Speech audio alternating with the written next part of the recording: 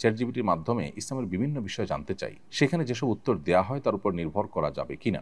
প্রথম কথা হলো যে চ্যাটজিপিটি অনলাইনে যা পায় সেখান থেকে কালেকশন করে দেয়। তো অনলাইনে যা কিছু আছে তার সব কিছু তো সঠিক নয়। অতএব চ্যাটজিপিটি বা এআই এই সমস্ত টুলগুলো ব্যবহার করে আপনি শরীআই প্রশ্ন, বিশেষ করে হালাল হারাম, ঈমান আকীদা এই জাতীয় গুরুত্বপূর্ণ বিষয়গুলোকে আপনি সেখান থেকে জেনে আমল করার চেষ্টা করবেন না। এটা ভুল হবে। কারণ হলো সেখান থেকে সঠিক জিনিসটা যেমন পেতে পারেন, ভুলটাও পেতে পারেন। তাছাড়া এই জাতীয় অ্যাপগুলো যে আমাদের সবসময় সঠিক উত্তর দেয় তা কিন্তু না। আমি যেটা বলছিলাম যে অনলাইনে যা কিছু আছে সেখান থেকে তারা কালেক্ট করে আমাদেরকে তথ্য দেয়।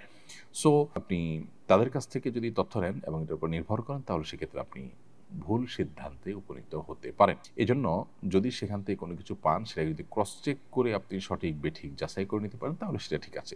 আর না হলে সেটা ঠিক হবে না। কোরআন এবং হাদিস ভিত্তিক এই যে ইলম, এই যে নলেজ, ইসলামিক নলেজ, এটা কিন্তু দ্বীনের অংশ। এটা আমাদের ধর্মের অংশ।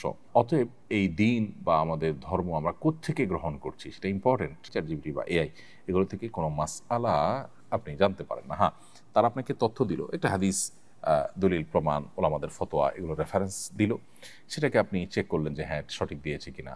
প্রয়োজনে তারা তো অনেক সময় ওয়েবসাইটে লিঙ্ক দেয়, সেই লিঙ্কে গিয়ে আপনি চেক করলেন, দেখলেন, এরপর ভিত্তি করে আপনি আমল করতে পারেন। অর্থাৎ সরাসরি তারা হালাল বা হারাম বলে দিল আর সেটার উপর আপনি আমল করলেন, এমনটি করা উচিত হবে না।